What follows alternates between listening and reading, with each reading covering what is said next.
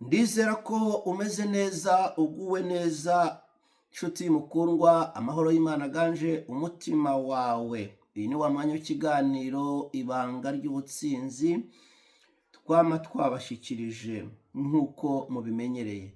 Mbanje kugushimira wowe wamaze gukora subscribe kuri iyi channel ya Ministries Nazareth. Imana iguhe umugisha. Wowe uhora usangiza bino biganiro, Imana iguha umugisha.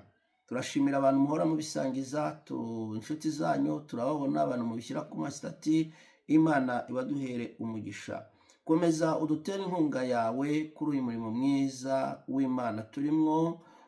Imana izabiguhera umugisha. Tujya dufata umwanya tugasengera abantu badufasha muri uyu murimo w'Imana kugira ngo ubutumwa bwiza bugere kure. Rero ikiganiro ukibonye ujye ugihereza inshuti zawe, ushobora kugishyira muri groupe urimwo. Imana yamwishyura umugisha. Ushobora kugishyira kuri stati wawe, Imana izabiguhera umugisha. Ubundi ukore like, ukore comment. Imana iguha umugisha ko ugiye kubikora. Okay. Urwandiko Pawulo yandikiye Abaroma ibice 8 umurongo wa 12. Haravuze ngo nuko rero bene data turi mu mwenda, ariko si uwa kamere y'imibiri yacu ngo dukurikize ibyayo.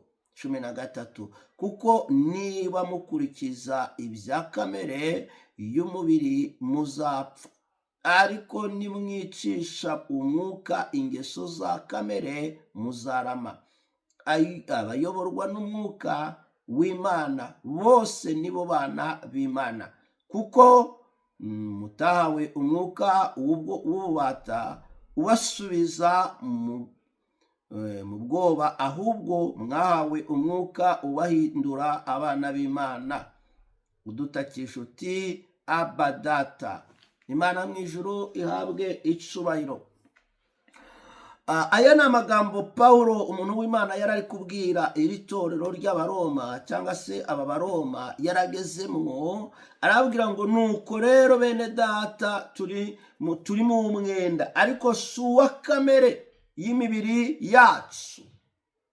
Turi mu mwenda ariko si uwa kamere y'imibiri yacu. Imibiri yacu ngo dukurikize ibyayo. Imibiri byidusaba, imibiri hari ibintu gusaba, hari ibintu nawe umubiri ugusaba, ariko iby'umubiri udusabye byose ntabwo ari ngombwa, ntabwo ariko tuwubiha. Ni ukuvuga umubiri mwibuke ko ari umwanzi. Burya mu banzi ufite n'umubiri wawe urimo n'umwanzi wawe. Ibyo ugusaba rero akenshi hari igihe umubiri ushobora kugusaba ibiguteranya n'Imana, bigutandukanya n'Imana. Pawulo rero abwira aba bantu, arabwira ngo turi mu mwenda. Ariko uwo mwenda turimo ntabwo dukwiye kuwishyura, kubera ko umubiri utwishyuza ibya kamere, ibyo urarikiye. Utwishyuza ibyo ushaka, ibyo urarikiye. Ngo ariko kuko niba mukurikiza ibya kamere y'umubiri muzapfa. Nimukurikiza ibya kamere y'umubiri, umubiri ukagusaba, umubiri ukarekarama iki, ukawuhereza, umubiri ukakubwira ngoma, uzapfa. Umubiri uzagushuka upfe, wisange mu rupfu, kuko wakurikije ibyo wagusabye byose.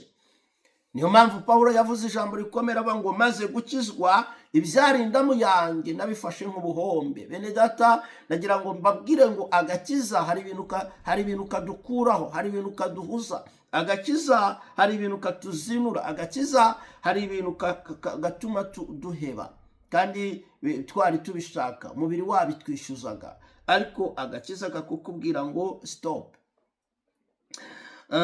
Ariko nimwicisha umwuka ingeso za kamere muzaramba. Nimunyumva aha hantu, nimwicisha kamere mukayicisha umwuka muzaramba. Kamere y'umubiri, kamere y'umuntu ukayicisha umwuka, ngo uzaramba, uzabaho, uzarama. 14. Abayoborwa n'umwuka bose nibo bana b'Imana. Abantu bayoborwa n'umwuka wera bose ni abana b'Imana, kuko umwuka Imana yarawutanze ngo umwuka uyobora abakristo, umwuka uyobora itorero, umwuka uyobora abanyeshengero, umwuka uyobora itorero rya Kristo. Bivuga ngo abayoborwa n'umwuka rero bose nibo bana b'Imana, kandi abayoborwa n'umwuka wera birabagaragaraho. Abayoborwa n'umwuka w'Imana bose nibo bana b'Imana, kuko mutaha umwuka w'ububata ubasubiza mu bwoba. Ntabwo mwahawe umwuka w'ubwoba, ntabwo mwahawe umwuka utabayobora, ahubwo mwahawe umwuka w'imbaraga, mwahawe umwuka utuma muhamya, mwahawe umwuka utuma mukizwa. Mwene data nkurikiye, nagira ngo mubwire ngo wahawe umwuka w'imbaraga, wahawe umwuka utagusubiza mu byaha, wahawe umwuka utagutera ubwoba, wahawe umwuka utuma ukizwa, wahawe umwuka utuma urama, wahawe umwuka ukuyobora. Uyu mwuka twahawe n'utuyobora, uyu mwuka ni umujyanama, uyu mwuka ni imbaraga zacu. Wahawe umwuka w'imbaraga, wahawe umwuka utari uw'ubwoba. Niyo mpamvu musaba hamya, uhamye, kuko umwuka wahawe si uw'ubwoba. Wahawe umwuka ugushoboza, wahawe umwuka utuma utsinda kamere, umwuka utwikira ingeso, umwuka wica ingeso z'umubiri, umwuka wica ingeso za kamere. Niyo mpamvu Pawulo abwiye aba bantu, aravuga ngo abayoborwa n'umwuka bose nibo bana b'Imana. Mwifurije kuyoborwa n'umwuka wera, mwifurije kuzura umwuka wera, mwifurije guhabwa imbaraga z'umwuka wera. Mwuka wera azagushoboza, mwuka wera azagufasha, mwuka wera azatuma ukizwa, mwuka wera azaguha imbaraga, kuko abayoborwa n'umwuka nibo bana b'Imana. Imana iguhe umugisha, Imana ikugire neza. Data ndagushimira kubwira ijambo, reka rigira imbaraga ku muntu wese uryakiriye, rigira ahantu rimukuye n'ahantu rimushyitsa, mu izina rya Yesu, amen. Imana iguhe umugisha, Imana ikugire neza, wirirwane amahoro y'Imana.